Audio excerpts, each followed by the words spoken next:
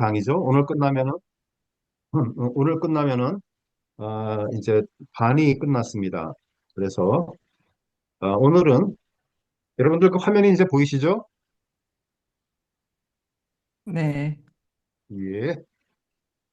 거기 보시면은, 음, 오늘은 히브리서 2장 5절부터 18절까지를 가지고 얘기를 해보려고 합니다.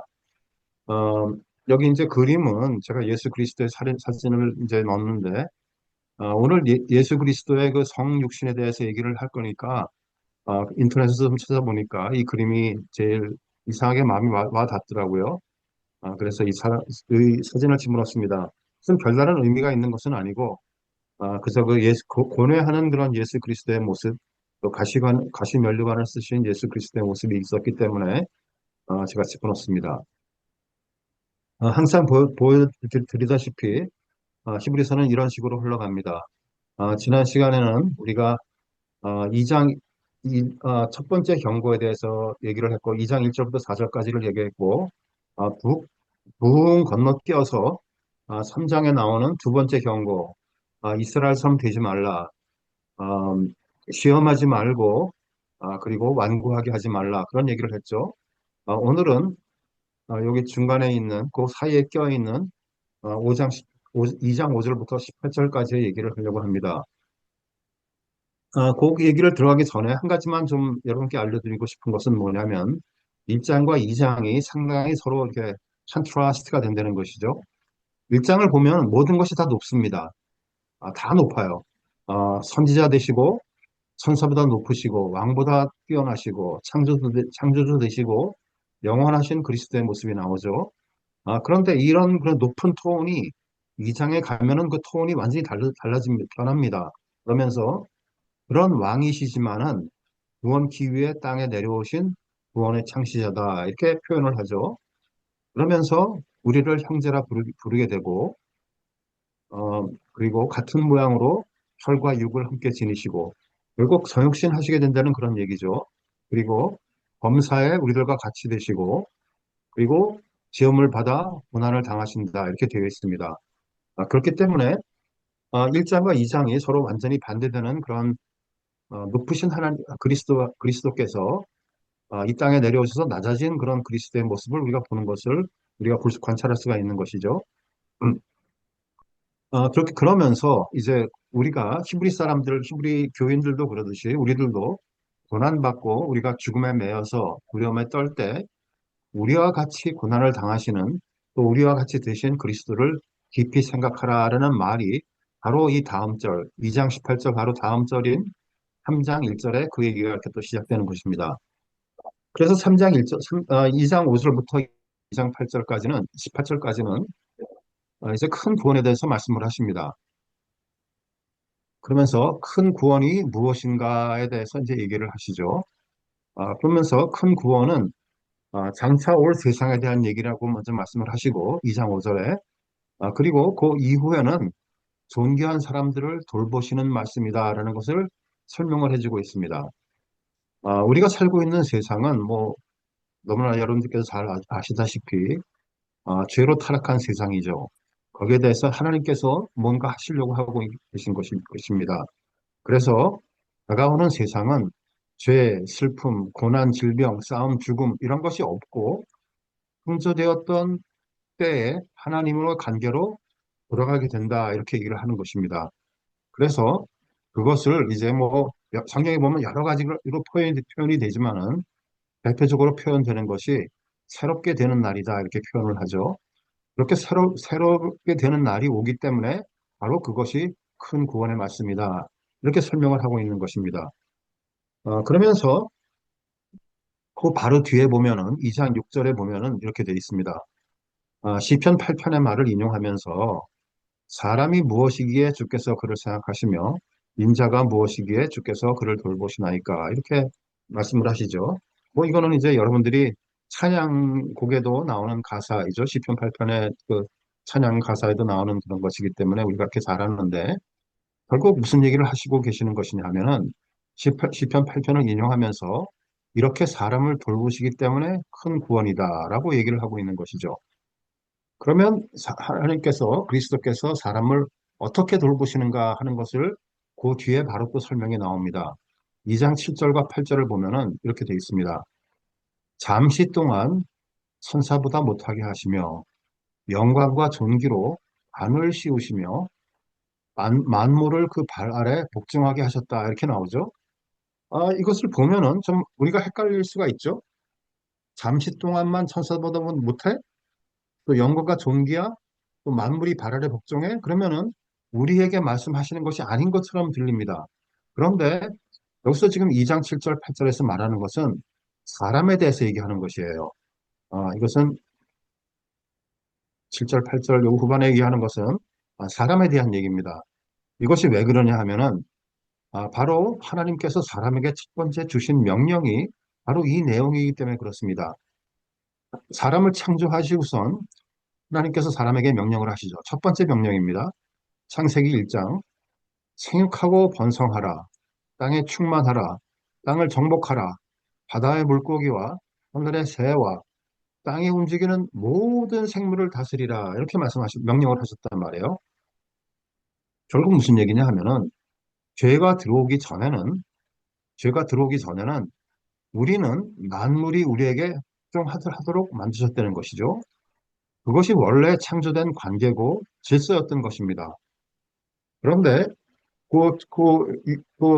히브리서 2장 7절, 8절 후반전을 보면은 이렇게 돼 있습니다. 그렇게 됐어야 되는데 지금 바라보니까 복종하고 있는 것이 하나도 복종하지 않는 것이 하나도 없어야 되는데 만물이 아직도 복종하고 있는 것을 보지 못한다 이렇게 되어 있는 것이죠.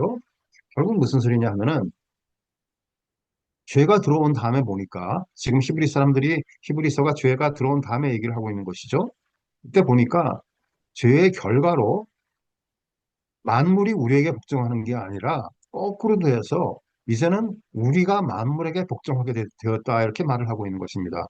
아까 제가 만물이 우리에게 복종하는 것을 제가 창조된 관계와 질서라고 말씀드렸는데 지금 얘기하고 있는 것은 뭐냐 하면은 그런 원래 관계가 죄로 인해서 비틀어져서 이제 완전히 순서가 뒤바뀐 우리가 만물에게 복종하는 그런 관계가 되고 그런 질서가 됐다는 것이죠.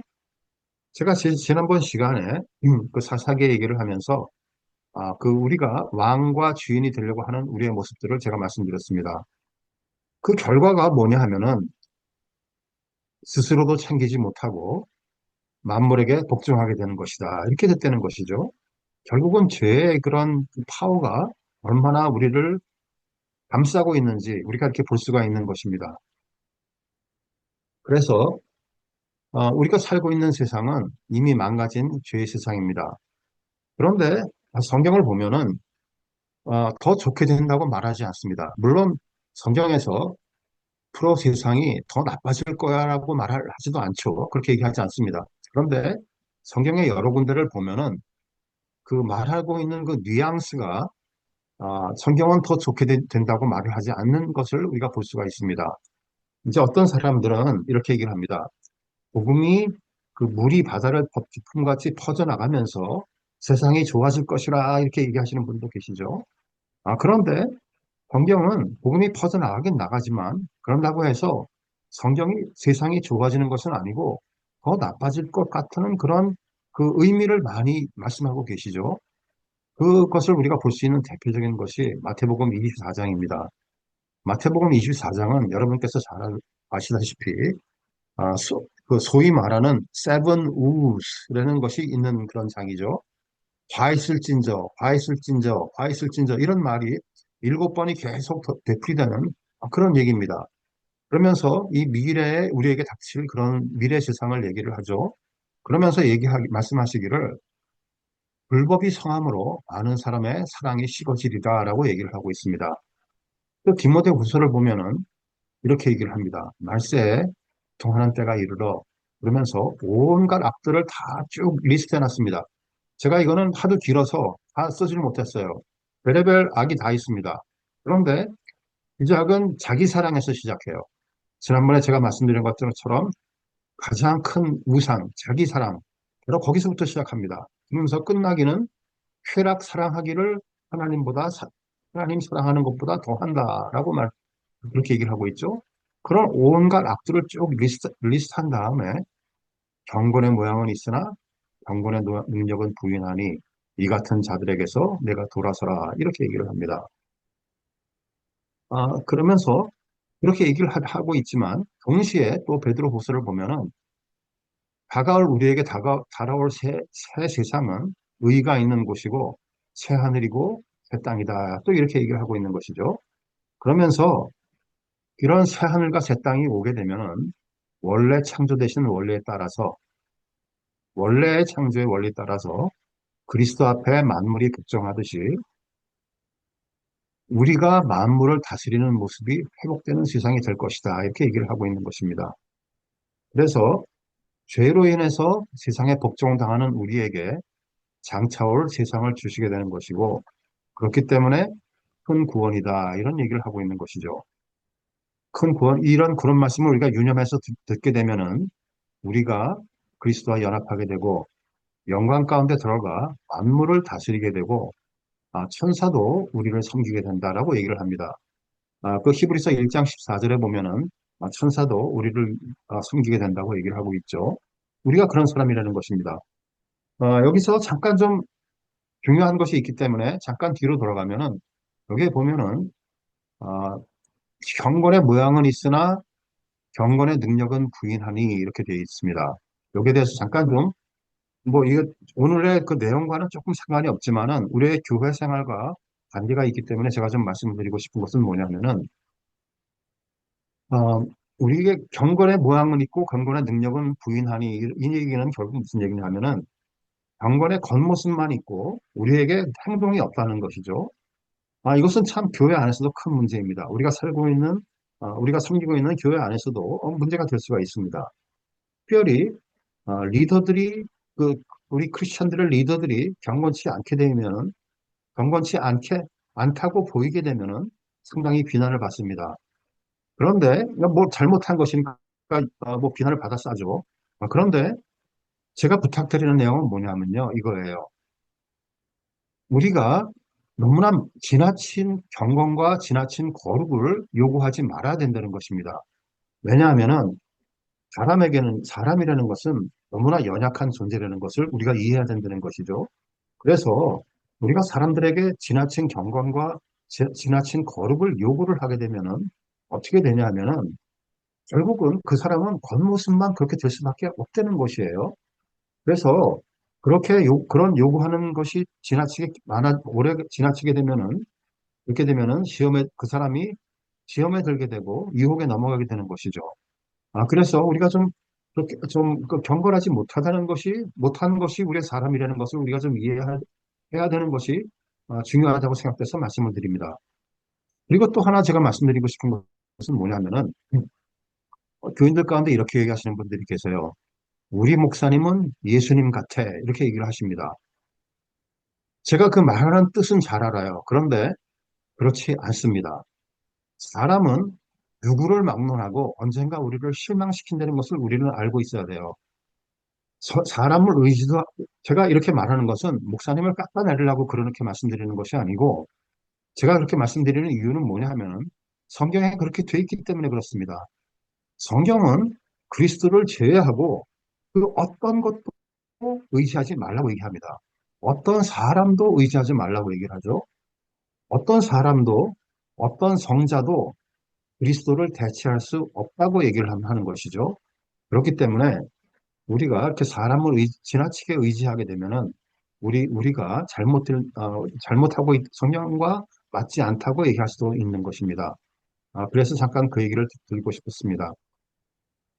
여기서 다시 이제 본래대로 원래 그 따라오는 것을 큰 권에 대한 얘기로 돌아와서 아까 제가 조금 전에 말씀드린 것처럼 히브리서 1장 14절에 보면은 모든 천사들이 구원받을 상속자들을 섬기라고 보내셨다 이렇게 되어 있죠.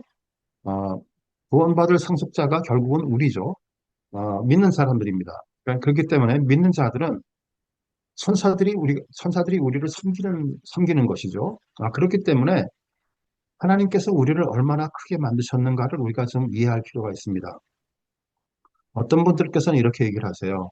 나는 아무것도 아닌데요. 이렇게 얘기를 합니다. 물론 그렇게 말씀하시는 속에 겸손한 마음이 있는 것을 제가 잘 알아요. 그런데 그것도 역시 너무 그렇게 자기 자신을 비하를 시키면은 하나님이 우리를 창조한 뜻과 좀 다를 수가 있죠. 우리가 지금 본 것처럼 히브리서 2장도 그렇고 그렇게 해서 우리가 세상을 2장에서 우리가 세상을 다스리는 사람이라고 말씀을 하셨고 또 1장에서 천사들이 우리를 섬기는 사람이기 때문에 우리는 결코 아무것도 아닌 사람이 될 수가 없는 것입니다. 그래서 어, 그렇게 지나친 겸손을 하지 말기를 제가 좀 부탁드립니다. 그러면서 예수 그리스도께서는 우리를 영광에 들어가게 하시는 일을 하시고 우리를 형제라 부르시고 전 자녀가 되고 아브라함의 자녀가 되게 하신 것이죠. 그렇기 때문에 제가 여기서 항상 강의할 때마다 제가 제일 자주 드는 성경 구절 하나를 한번 다시 또 말씀을 드리면은 로마서 5장 8절입니다.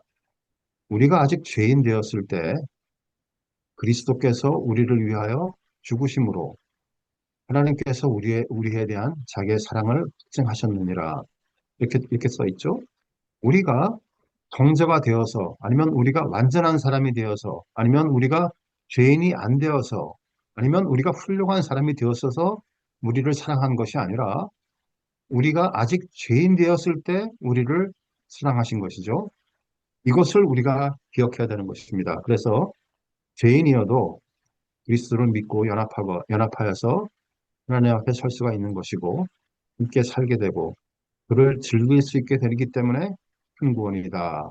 우리가 이렇게 이해할 수가 있는 것입니다. 그를 즐길 수 있게 된다는 것은 여러분들이 혹시 기억이 나시는지 모르겠지만 한참 오랜 세월 전에 여러분들께서 세례를 받으실 때 세례 문답을 하시죠. 그럴 때 여러분들이 열심히 외우는 것이 있습니다.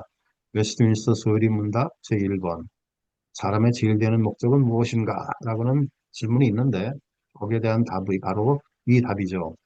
하나님을 영화롭게 하는 것과 영원토록 그를 즐거워하는 것이다. 이렇게 되어 있습니다. 우리가 절제하는 것은 참 중요하죠. 그리고 우리가 지나치면 안 됩니다. 그런데 여기서 하나님을 즐거워하는 것이라는 것이 어떤 거냐면요. 하나님이 주신 그런 선한 즐거움들을 그런 것을 나쁘다고 얘기하는 그런 금욕주의가 아니라는 것을 얘기하고 있는 것입니다. 여기 제가 지금 디모데전서 4장 4절과 5장 17절을 제가 써놨는데 여기 보시면은 이렇게 돼 있어요. 하나님께서 지으신 모든 것이 선함에 감사함으로 받으면 버릴 것이 없나니 이렇게 되어 있습니다. 하나님께서 지으신 모든 것을 우리가 선하게 즐거워하면은 그것이 하나님께 영광 돌리는 것을 우리가 알 수가 있는 것이죠. 금욕주의가 아닌 것인 것을 좀 한 번 더 여러분께 리마인드 시켜드리겠습니다. 제가 여기에 대해서는 조금 이따 다시 또 설명을 드릴 거예요. 자, 그래서 큰 구원에 대한 얘기를 여태까지 했습니다. 그래서 이제부터는 떤 얘기를 할 거냐면 성육신에 대한 얘기를 하려고 합니다. 어, 왜 사람으로 오셔서 죽으셔야 했는가라는 것에 대해서 좀 얘기를 해보려고 합니다. 어, 우리가 믿다 보면은 이런 질문이 떠올 때가 있습니다. 하나님께서는 왜 이렇게 복잡한 절차를 거쳐서 우리를 구원하셔야 되는 것인가 하는 질문이 생길 수가 있는 것이죠. 잘못된 질문이 아닙니다. 아주 좋은 질문입니다. 하나님이 전능하시다고 하는데 그러면 그냥 그 전능하신 능력으로 그냥 우리를 용서하시고 그냥 구원하시면 될 텐데 왜 이렇게 어렵고 복잡하게 우리를 구원하셔야 되는 것인가 하는 질문이 떠오르는 것이죠. 왜 이 땅에 사람으로 오셔야 됐는지, 왜 고난을 당하셔야 됐는지, 왜 십자가에 달리셔야 됐는지 이런 것들이 다 질문이 떠올 수가 있습니다. 그래서 오늘은 제가 거기에 대해서 긍정적이고 논리적으로 답을 드리려고 그래요.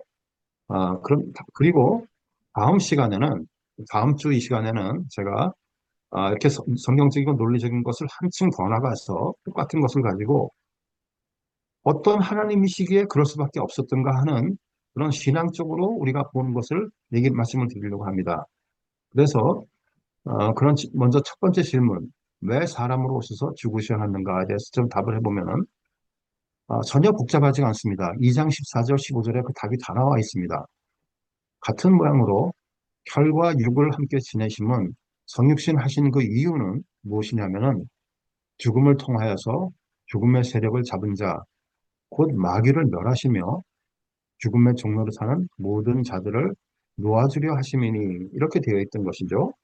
결국 무슨 소리냐면은 성육신 하신 것은 죽으셔서 죽음의 세력을 가지고 있는 마귀를 멸하시고 거기에 종이 되어 있던 우리를 풀어주기 위함이시다. 이렇게 되어 있는 것입니다. 그것을 한마디로 결론을 내리라 그러면 이렇게 얘기할 수가 있습니다. 결론은 그리스도는 죽으시기 위해서 성육신을 하신 것이라는 것이죠. 사람은 사람의 죄의 값은 사람이 치러야 되는 것입니다. 사람이 죄를 가져왔기 때문에 아담이 죄를 가지고 왔기 때문에 사람이 죄를 해결해야 되는 것이죠. 그런데 문제가 뭐냐면은 그리스도는 본질적으로 신이시기 때문에 죽으실 수가 없는 분이시죠. 그렇기 때문에 죽으시기 위해서는 우리를 위해서 돌아가시기 위해서는 죽을 수 있는 인간의 모습으로 오실 수밖에 없다는 것입니다. 그렇게 오셔서 사람으로서 죽으시고 하나님으로서 부활하심으로 죽음을 멸하실 수가 있는 것이죠.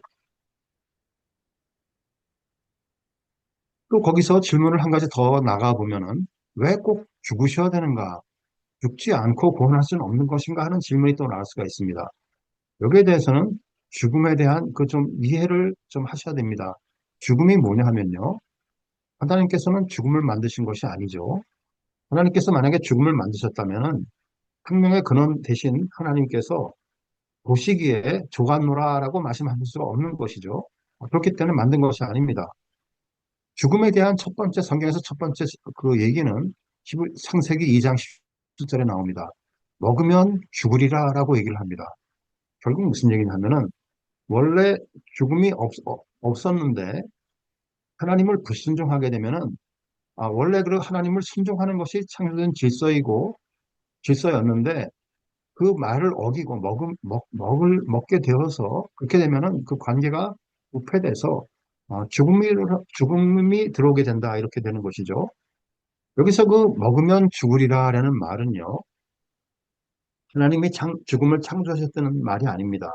이것은 생명의 근원이신 하나님을 불순종하고 떠나면은 죽게 될 것이다 하는 그런 얘기죠. 내가 죽음을 만들어서 너한테 줄 것이다 라고 말씀하시는 것이 아니고 나를 떠나게 되면은 그 결과는 죽음이다라고 말씀을 하시는 것입니다. 그래서 로마서를 보니까 바울이 얘기하기를 한 사람으로 말미암아 아담이죠. 죄가 세상에 들어오고 사망이 모든 사람에게 이르느니라 그렇게 얘기를 하죠. 그러면서 로마서 6장에 가면은 죄의 싹은 사망이라고 얘기하는 것입니다. 하나님께서는 공의의 하나님이시기 때문에 죄의 싹을 치르지 않고 지날 수가 없는 것입니다. 이 얘기는 사실 제가 다음 주에 또 하실 거기 때문에 오늘은 그냥 일단 넘어갈게요. 히브리서 9장 22절에 보면은 피 흘림이 없은즉 사함이 없느니라 그렇게 되어 있습니다. 결국은 피 흘림이 있어야 죽어야 사함이 있다고 말을 하는 것이죠. 그래서 예수께서는 죄가 되셔서 사망의 판결의 법정에 들어가셔서 대신 심판을 감당하시고 죽으셔서 죄의 싹을 치르신 것입니다. 예수 그리스도께서는 이미 심판을 받아서 그 죄의 싹을 치르셨기 때문에 공의로우신 하나님께서는 우리를 두 번 벌할 수 없는 것이죠. 이미 예수 그리스도께서 싹을 치르셨는데 또 우리 보고 너희도 또 그 죄의 싹을 또 치르라고 두 번 벌하실 수 없는 것이죠. 바로 그것 때문에 믿는 사람들은 죄의 형벌이 이미 집행되었기 때문에 예수 그리스도가 이미 치르셨기 때문에 우리는 의롭다 하심을 받게 되는 것입니다. 자, 제가 여기서 이렇게 해서 왜 사람으로 오셔야 되는지에 대해서 설명을 쭉 드렸죠. 혹시 여기에 대해서 좀 질문이 있으실 수가 있으실 텐데, 질문이 있으신가요?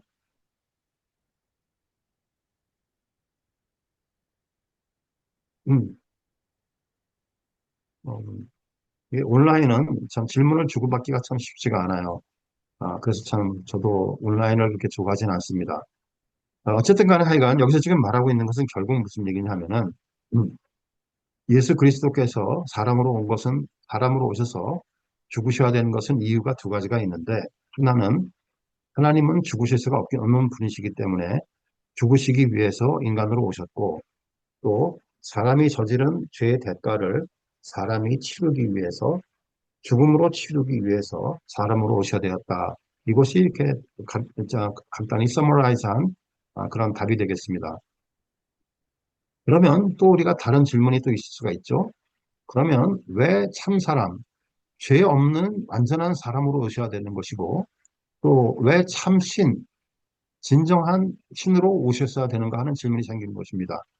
먼저 참 사람에 대한 얘기를 하면은 왜 죄 없는 완전한 사람이 되어야 되는가 하는 것에 대한 얘기를 먼저 하려면은 두 가지로 저희가 답을 할 수가 있죠. 첫 번째는 뭐냐면은 아담으로 죄가 들어왔기 때문에 사람이 죄를 해결해야 되는 것입니다. 그런데 죄가 있는 사람은 이미 죽었죠. 이미 죽은 사람입니다. 형벌을 받은 사람입니다.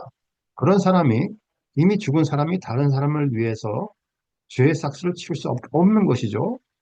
그렇기 때문에 죄가 없는 사람이 되어야 되는 것입니다. 그렇죠? 또 하나 생각할 수 있는 것은 뭐냐면은 구원은 죄의 싹스를 치르는 것뿐만이 아니라 아담이 지은 죄, 불순종의 문제를 해결해야 되는 것이죠. 결국은 무슨 얘기냐면은 사람의 대표인 아담이 불순종을 했는데 믿는 자의 대표 되시는 이 새 아담 예수 그리스도께서 같은 순종으로 같은 값을 치러 구원을 하셔야 된다는 얘기입니다. 그렇기 때문에 한다는 얘기를 하고 있는 것이죠. 그렇기 때문에 죄 없는 완전한 사람으로 오셨어야 된다는 것입니다. 그런데 또 하나는 왜 참신으로 왔어야 되는가 하는 질문이 아직 남아있죠. 사람이지만 동시에 하나님으로 오셨어야 됩니다. 그것은 왜 그러냐 하면은 죄의 무게 때문에 그렇습니다. 죄의 무게는요, 대상에 따라 달려 있습니다. 여러분이 혹시 형제 자매를 무시하면은 무례함입니다.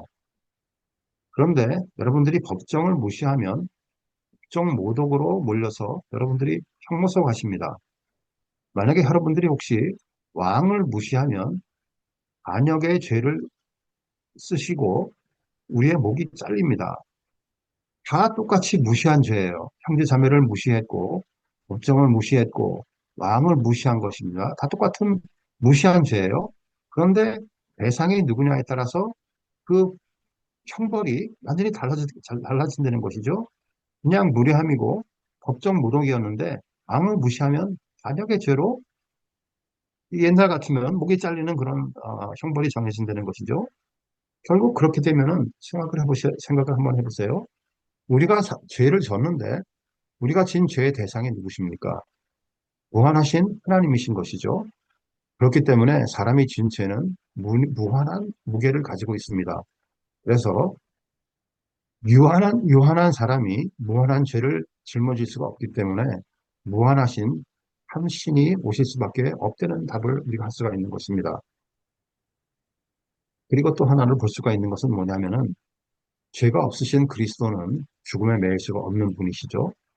참 사람 하나님이시기 때문에 죽음을 깨뜨리고 부활을 하실 수가 있기 때문에 그렇기 때문에 참 신으로 오셨어야 되는 것입니다. 죽음은 우리의 피조물의 한계를 드러내죠. 우리는 죽음을 이길 수가 없습니다. 생명을 이기는 생명의 근본 대신 하나님만이 죽음을 깰 수 있는 그런 권세를 가지신 것이죠. 그렇기 때문에 하나님께서는 사람을 대표하는 사람으로 오셨어야 됐고 또 하나는 무한한 죄의 무게를 온전히 지기 위해서 참 신으로 오셨어야 된다는 것입니다. 그리고 죽음을 멸하고 믿는 자들을 하려면은 그 사람은 동시에 하나님이어야 한다라고 우리가 이해할 수가 있는 것이죠. 그렇기 때문에 고린도전서는 15장에서 이렇게 얘기합니다. 죽지 아니함을 입을 때에는 사망을 삼키고 이기리라. 사망아, 너의 승리가 어디 있느냐? 사망아, 내가 쏘는 것이 어디 있느냐? 이렇게 얘기를 하죠. 결국 무슨 얘기냐면은 우리가 그리스도를 따르게 되면은 죄와 사망의 권세에서 풀려나서 이길 수 있게 된다고 얘기를 하는 것입니다. 자, 그래서 우리는 왜 그리스도께서 참 사람으로 오셔야 됐는지, 왜 참신으로 오셔야 됐는지에 대해서 얘기를 했습니다. 그러면 이제 한 가지만 더 볼 텐데 그것은 뭐냐면은 그리스도의 고난에 대한 얘기입니다. 어, 2장 9절에 보니까 이렇게 돼 있어요. 참 하나님 참 사람으로 오셔서 고난을 받고 죽음을 맛보시어서 구원의 창시자가 되고 온전케 되셨다 이렇게 얘기합니다. 그리고 그랬기 때문에 우리를 형제 자매로 연합하셨고 우리를 이해하시고 도울 수 있게 되셨고 대표하실 수 있게 되었다 이렇게 하는 것이죠. 그렇기 때문에 바로 이 문제 이렇기 때문에 고난으로 우리를 이렇게 이끄시기 때문에 사도 바울도 그리스도의 고난에 참여하기를 원했죠. 바로 그 내용이 빌립보서에 나오는 내용입니다. 3장 10절에 보니까 이렇게 되어 있습니다. 내가 그리스도와 그 부활의 권능과 그 고난에 참여함을 알고자 하여 그의 죽으심을 본받아 이렇게 되어 있습니다. 제가 이거를 읽어보니까 무슨 말인지 좀 헷갈리더라고요. 그래서 제가 원어를 제가 좀 번역을 했습니다. 이런 말이에요. 그리스도와 그를 죽음에서 일으키신 능력을 나도 알고 싶어. 그래서 그의 고난에 동참하여서 내 삶이 그분을 닮아가기를 원해. 이런 뜻이에요. 그러면서 그 바로 다음 구절에는 이렇게 되어 있습니다. 어떻게 해서든지 죽은 자 가운데서 부활에 이르려고 하노니 오직 내가 그리스도 예수에게 잡힌 바 된 그것을 잡으려고 달려가노라 이렇게 얘기를 합니다. 사도 바울이 이렇게 얘기했던 것처럼 성경은 고난을 참여하는 것이 그리스도와 연합되기 위해 달려가는 것이다라고 얘기를 합니다. 결국 무슨 얘기냐면은 우리의 삶의 방향이 그리스도와 연합되기 위해서 고난에 참여해야 된다고 얘기를 하고 있는 것이죠. 지금 이렇게 읽었듯이 성경은 여러 군데에서 뭐 사도 바울 빌립보서만 아니라 여러 곳에서 그리스도의 고난을 참여하는 것이 굉장히 중요하다고 말씀을 하십니다.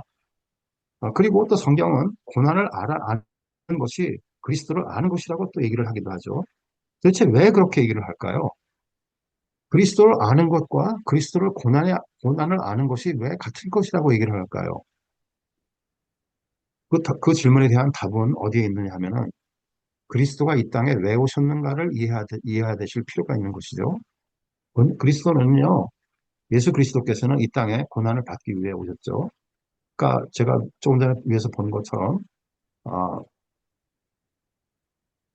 고난을 받고 죽음을 맛보시기 위해서 이 땅에 오신 것이죠.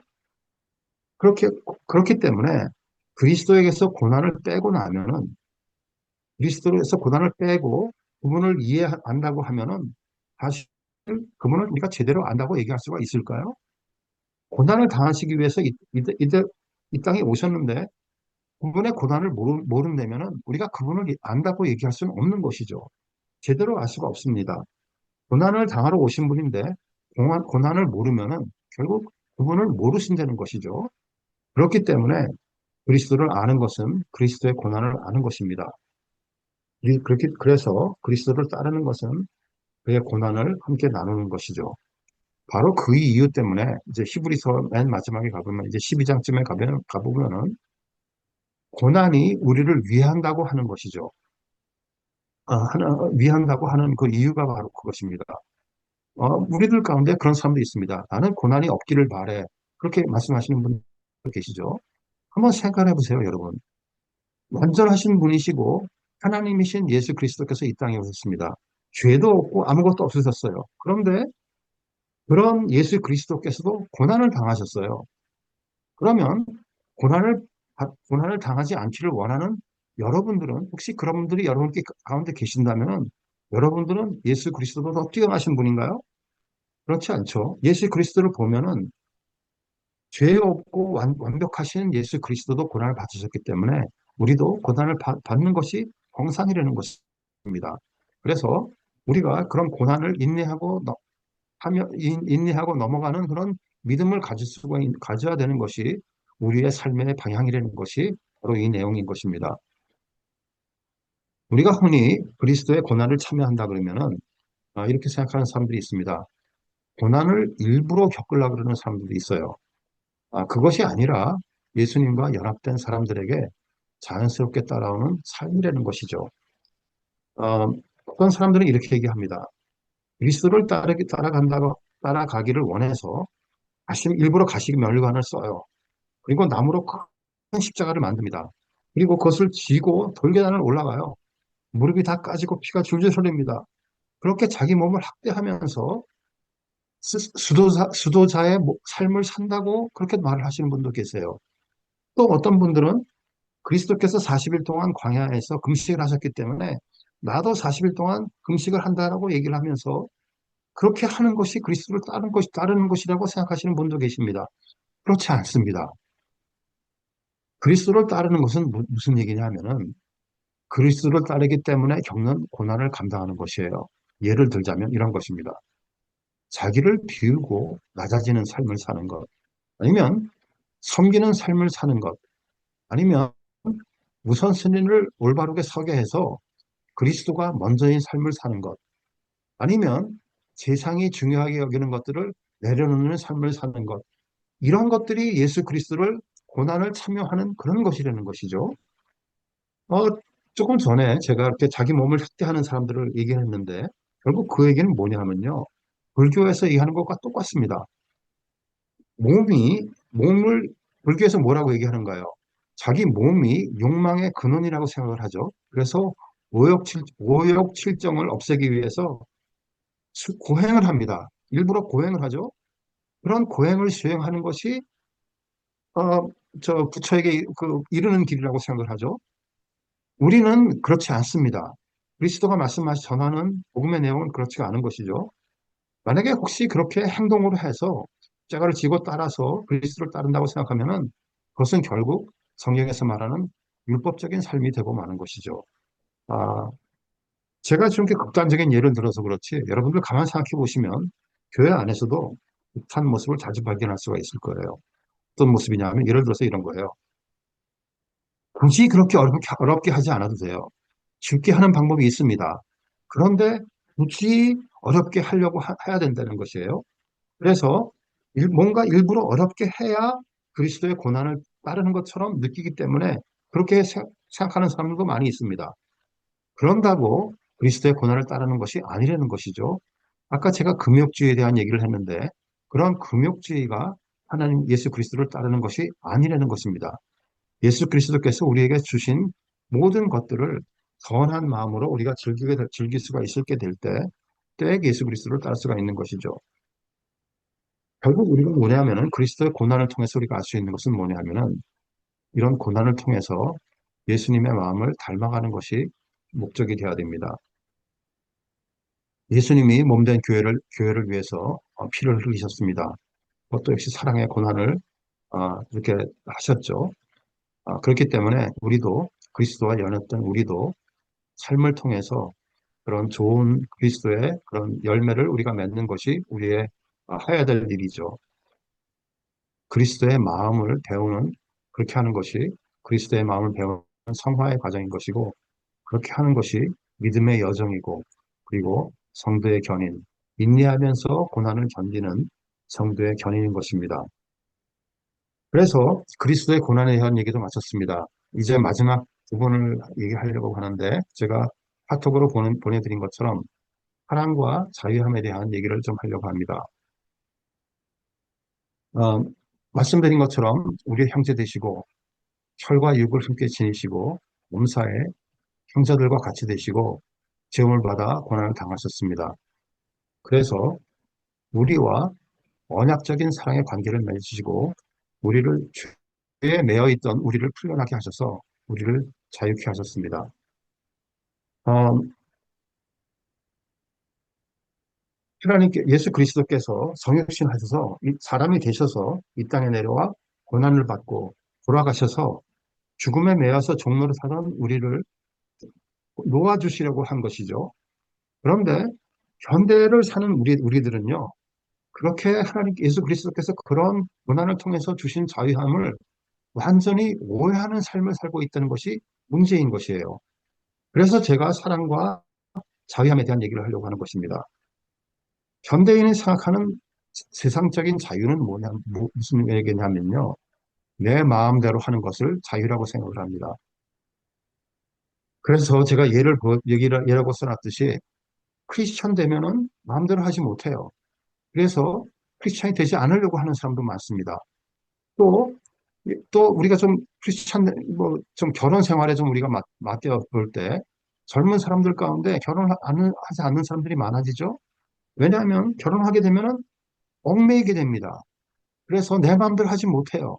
그렇기 때문에 결혼을 하지 않으려고 하는 사람들이 많이 있죠? 결국 무슨 소리냐면은 현대인들이 생각하고 있는 자유함이라는 건 뭐냐면요.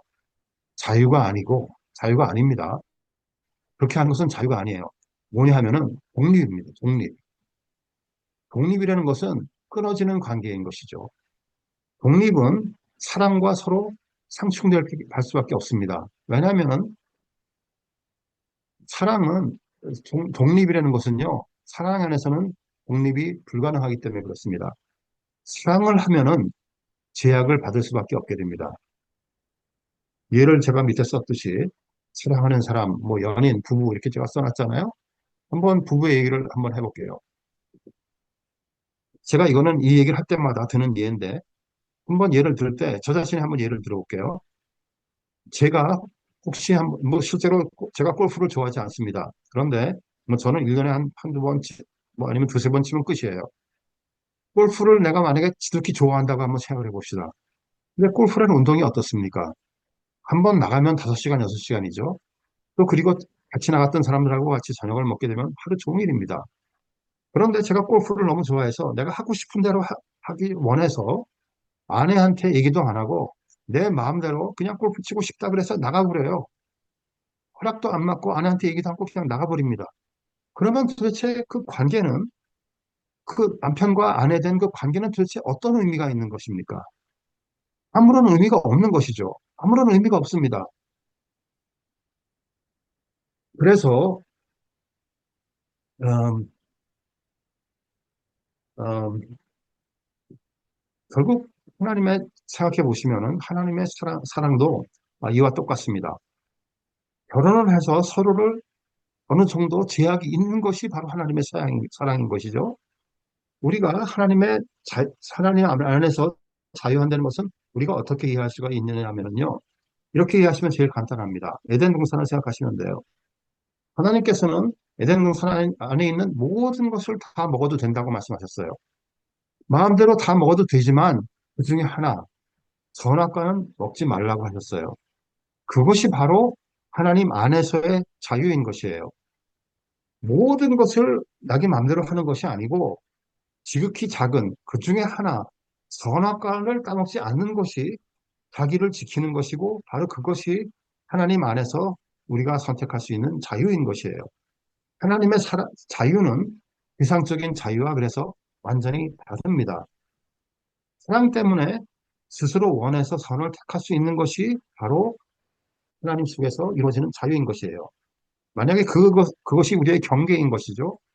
여러분들께서 그 경계를 넘었으면은 그렇게 되면 방종인 것이고 마음대로 하는 독립인 것입니다.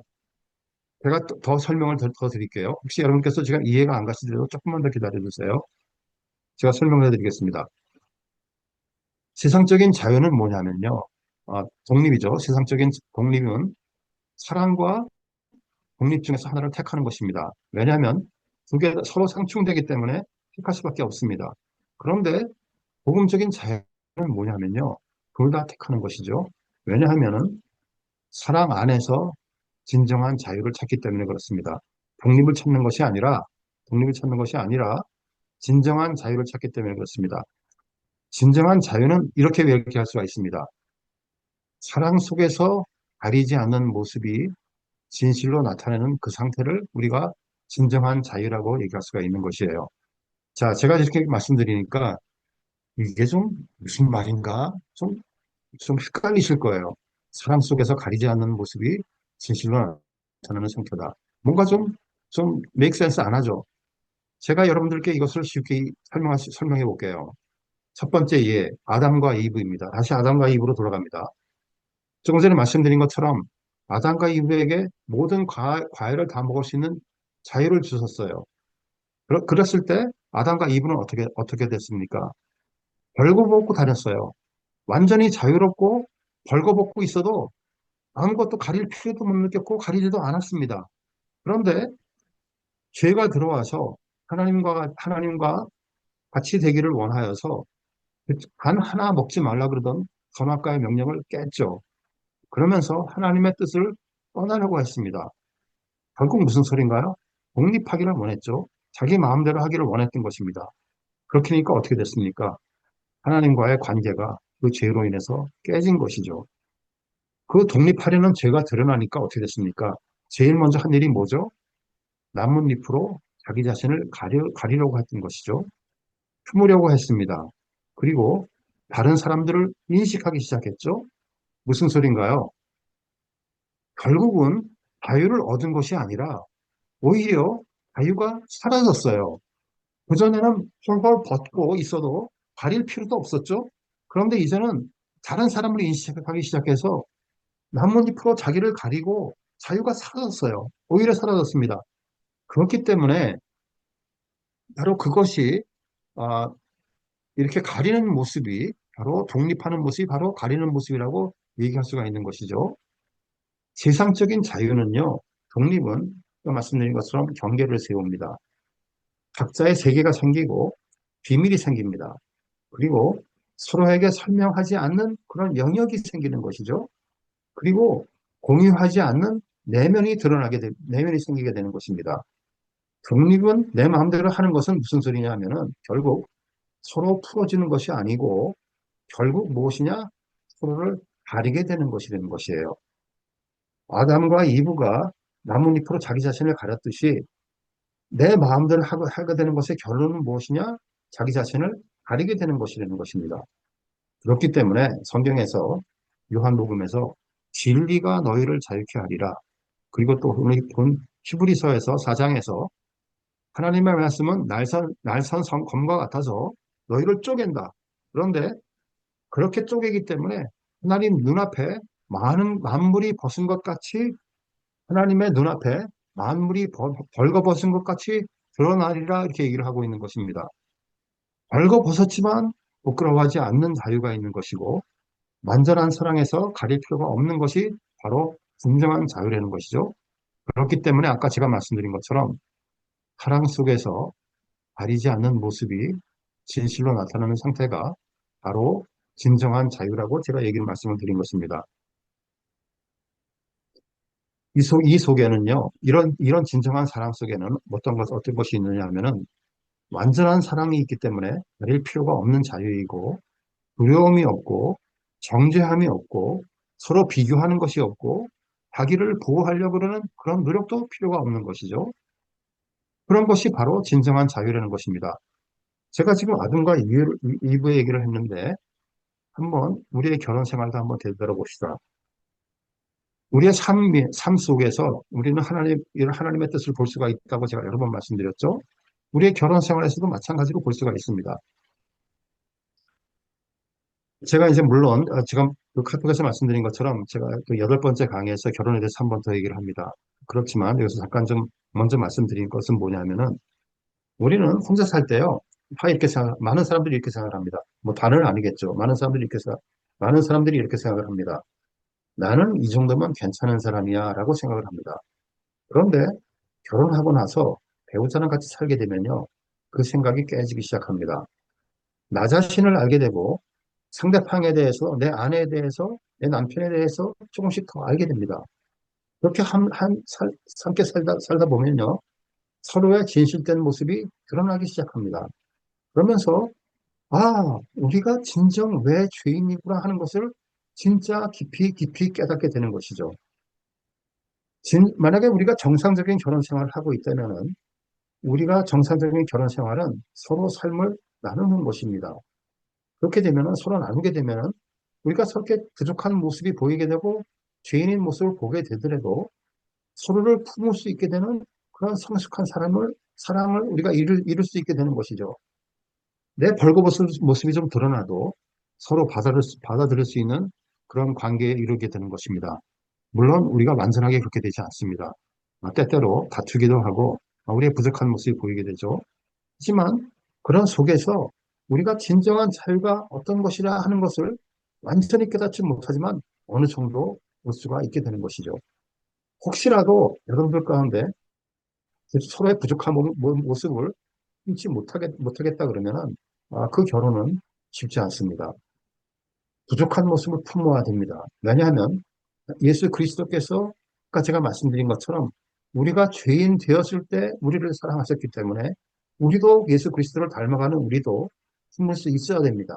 그래서 서로 부족한 모습을 봤을 때 그것을 품을 수 있느냐 없느냐가 우리 결혼을 제대로 가느냐 제대로 가지 못하느냐 판결나게 하는 그런 갈림돌이 되는 것이죠. 제가 여기서 이제 여러분들께 나눠드리는 교재에 좀 놀라운 성경 구절을 하나 제가 써놨습니다. 갈라디아서 5장의 내용인데 이렇게 되어 있습니다. 자유를 위하여 부르심을 입었으나 그러나 그 자유로 육체의 기회를 삼지 말고 오직 사랑으로 서로 종노릇하라 이렇게 되어 있습니다. 자, 갈라디아서 5장 13절 14절이 이렇게 되어 있는데 결국 무슨 얘기를 하고 있는 것입니까? 결국 이 얘기를 하는 거예요.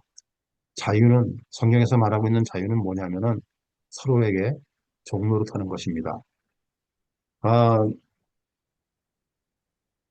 아, 종노릇 하셔야 되는 것이 자유입니다. 자, 우리가 죽음의 노예였었는데 예수 그리스도께서 우리를 자유롭게 하셨어요. 풀려났습니다. 그런데 여기서 지금 말하고 있는 것은 뭐냐면은 그렇게 자유를 줬는데 그 자유가 뭐를 위한 것이냐? 서로에게 종노릇하기 위해서 돌아가는 것. 우리 보고 다시 또 종으로 돌아가래요.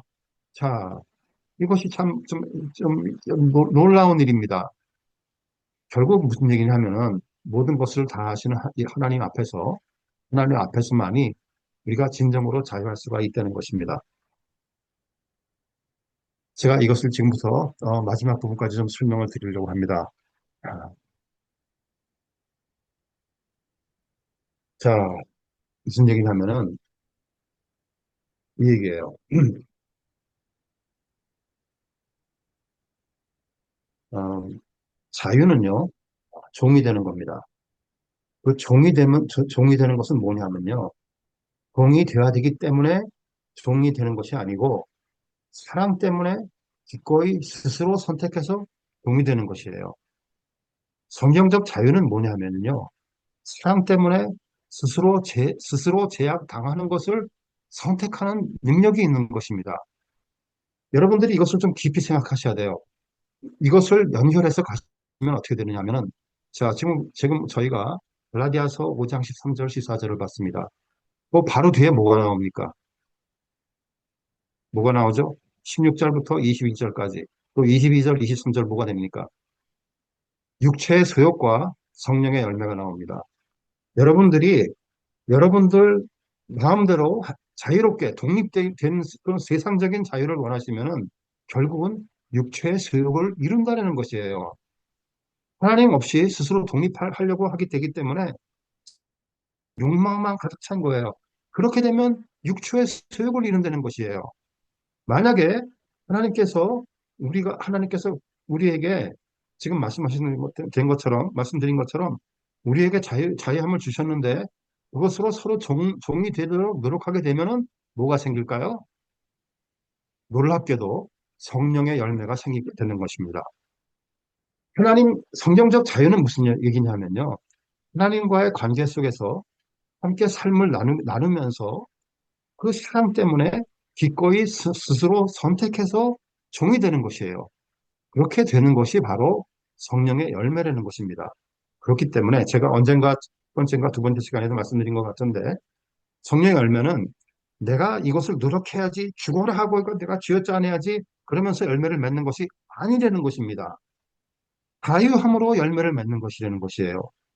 여러분들이 스스로 그리스도를 따르기 원해서 그렇게 내가 진정한 자유를 따르게 세상적인 자유가 아니라 진정한 자유를 따르기 원하게 되면은 그렇게 원해서 그리스도를 따르게 되면은 여러분들이 원치 않아도 저절로 맺히게 되는 것이 성령의 열매라는 것이에요. 제가 이렇게 열심히 얘기하고 있는데 너무나 이것이 중요하기 때문에 제가 좀 열을 내는 것 같습니다. 만약에 우리가 세상적인 자유를 택하고 독립을 택하게 되면요. 어떻게 되냐면은 사랑이 없습니다. 여러분들 삶 속엔 진정한 삶이 자유가 없게 됩니다. 사랑을 잃게 됩니다. 관계가 깨지고 현대에 이혼하는 그런 대표적인 사유가 바로 이렇게 될 수가 있는 것이죠. 요즘에 젊은이들의 얘기도 좀 하면은 결혼을 안 하려고 합니다.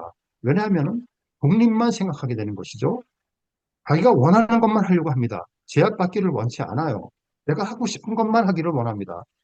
그렇게 되면은 행하려고만 하고 독립만 생각하게 되고 삶의 책임을 지지 않으려고 그러는 그런 비겁한 마음이 그 속에 있기 때문에 그런 것이에요. 그렇기 때문에 또 그리고 어떤 사람은 또 그 반대로 또 이렇게 생각할 수 있습니다.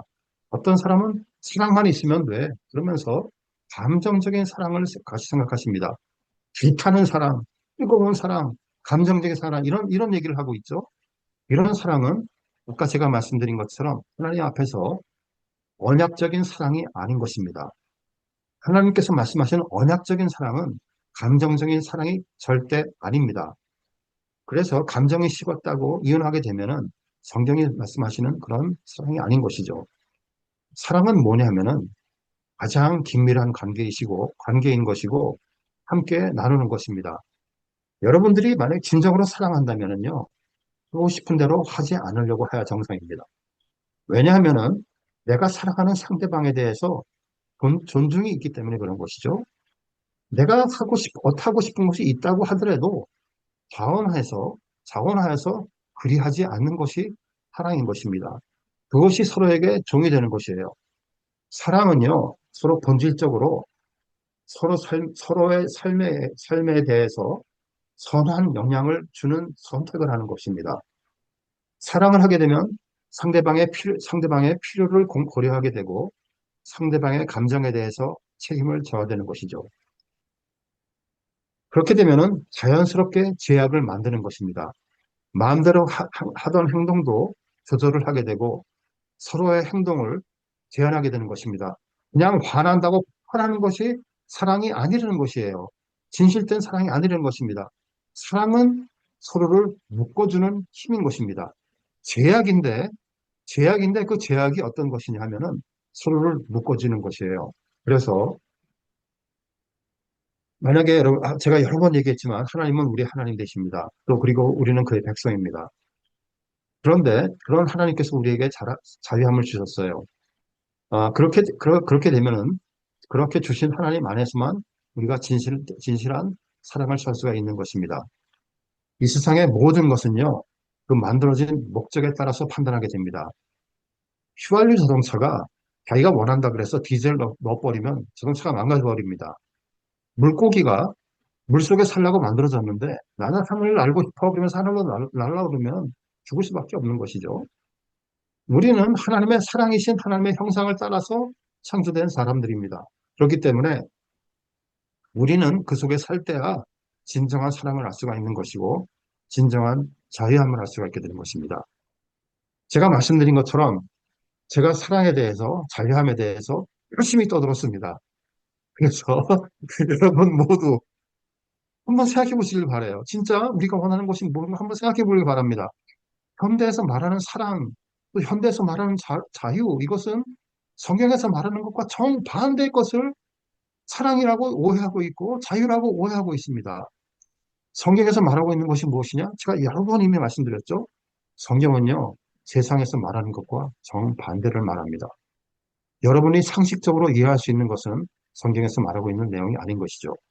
그래서 여러분들도 한번 자유함에 대해서, 사랑에 대해서 한번 깊이 생각해 보시고, 그리고 내가 하고 싶은 건 마음대로 하는 것을 내려놓기를 바랍니다. 그래서 상대방을 위해서, 아까 우리가 갈라디아서 봤듯이 사랑으로 서로 종로로 사는 서로가 되는 것이 예수 그리스도의 삶을 따르는 것이고 신앙의 삶이 되는 것이죠. 여기까지 합니다. 오늘은 여기까지 하고 마치겠습니다. 혹시 질문 있으십니까? 장로님, 예, 제 권사님. 말, 제 말, 제 말하는 거 들리세요? 잘 들립니다, 권사님. 어, 제가 이거 지금 오늘 저기 뭐야 장로님 말씀하시는 건 너무너무 그냥 은혜스럽고 많이 자세히 얘기해 주셔서 좋은데 제가 네, 이 말씀을 듣고 조금 뭐야 제가 감동이 되고 또 제가 예, 한번 말씀드리고 싶어서 말씀했는데 네, 그 큰 구원의 3번에 가서 뭐냐 하면은 우리가 정말 잘 아는 성경 구절인데 네. 경건의 모양은 있으나 경건의 능력은 부인한다고 아, 예, 예, 말씀하셨잖아요. 예, 예, 그런데 그걸 우리가 보면은 디모데후서 말씀같이 우리가 말세 고통당하는 때가 이르러 온갖 경건의 모양은 있으나 경건의 능력을 부인한다.